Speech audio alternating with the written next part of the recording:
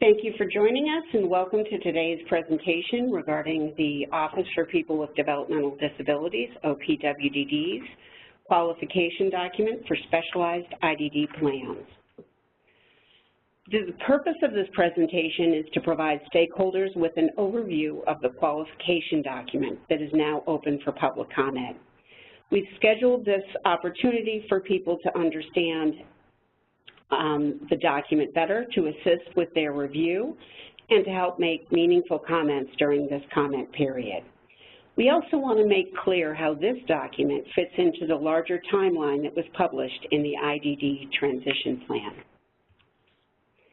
The qualification document contains the standards for specialized plans, and it really is derived from and builds on the information in existing publications that are available on the OPWDD website and the Department of Health website. These include the June 2018 Managed Care Policy Paper issued by Commissioner Delaney, the IDD OPWDD 1115 Transition Waiver Application, and the 1115 Transition Plan. These documents can be accessed on the DOH website at the link available here. This current document, the qualification document, was posted on the DOH website on August 31st, 2018, and you'll see the link here on your screen. OPWDD will also be holding public forums in the coming months to discuss managed care generally. This document is specific and fairly technical, and we want to provide this opportunity so that people can understand how this fits into the larger work ahead. The purpose of today's presentation is to provide some context that will help stakeholders in the review of the qualification document. We hope to provide some clarity regarding the document structure and how this document relates to the overall timeline and steps that are described in the OPWDD 1115 Transition Plan. As discussed, the timeline for comments on the qualification document has been extended through October 17th, so this is an opportunity to help stakeholders participate in that review process. I think it's important to understand that when one is reviewing this document, what this document is and what this document is not.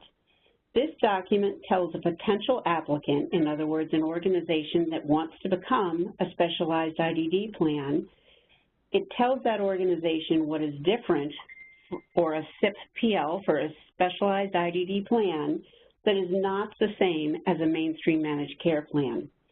It does not outline the operational requirements, in other words, the how-to, that a plan must engage in to deliver services and coordinate care for individuals with IDD. In keeping with the existing procedures in New York State for bringing on new managed care opportunities, this is a two-step process. The qualification document is just that first period and opportunity for comment.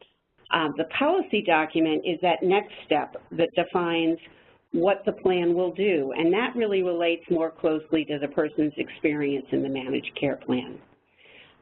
That document will be open for public comment in the first quarter of 2019, and that's really where we delve into the matters that are probably going to be of greatest interest to stakeholders who are interested in learning about the IDD specialized managed care opportunity. The other thing that's important for people to understand as they review the document is the intended audience. This document is issued as a start of a contract process for applicants that are interested in becoming a specialized IDD plan. But this document is very targeted to a particular group of entities that might be interested in applying, and those are entities that we're calling early adopters.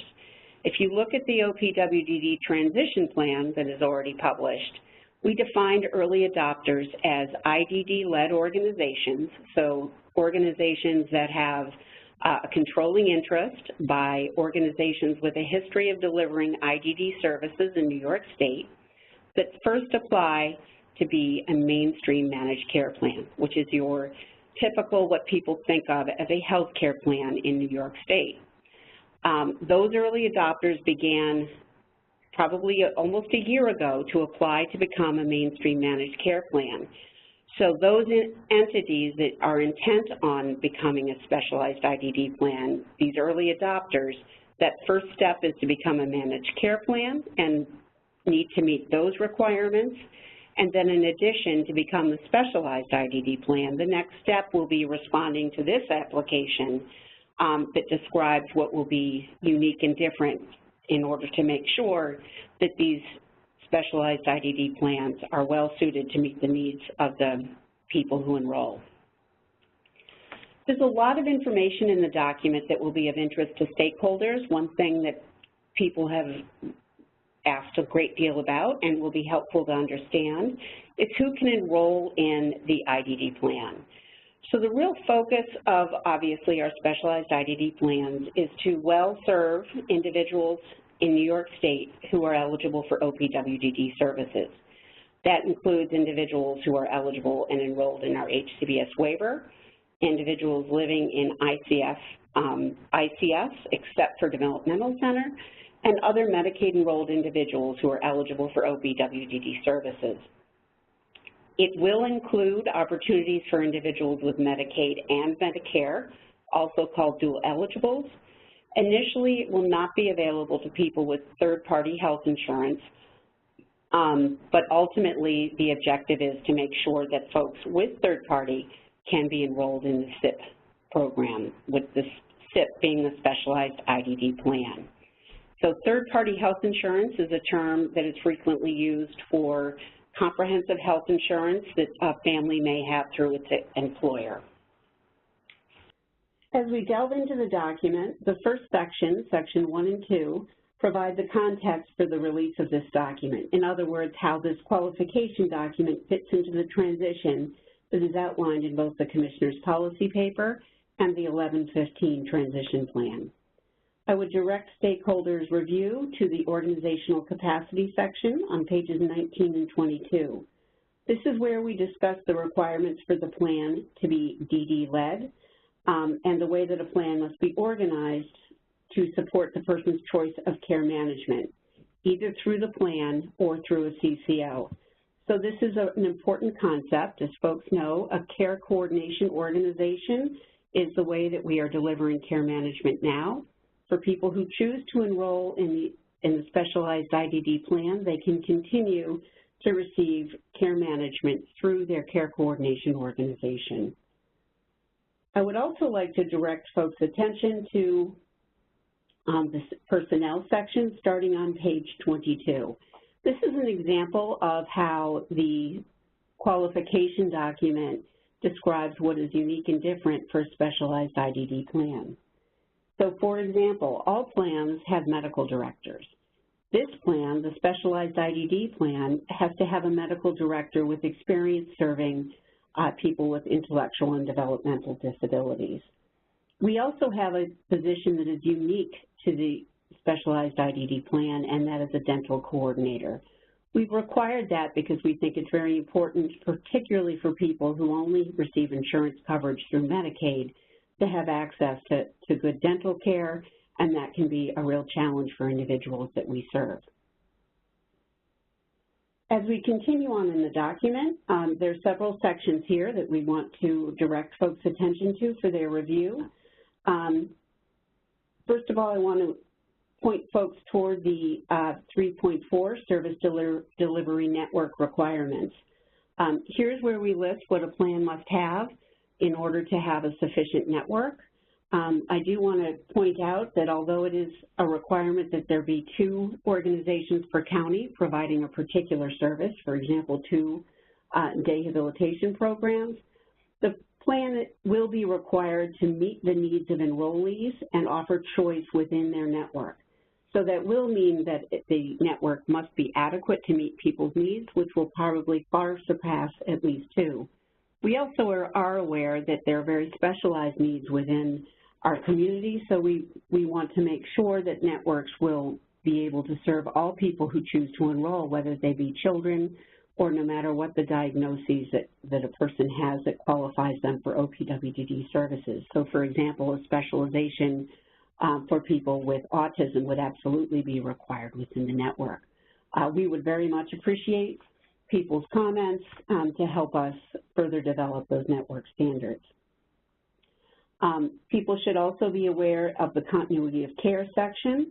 That is a section that's described beginning on page 33, and we will follow all the rules outlined in current legislation regarding a person's ability to continue to access services and for providers to continue to be paid the existing Medicaid rate for a period of time. Any changes to a person's plan of care services are, of course, subject to due process requirements, including, if needed, fair hearing rights.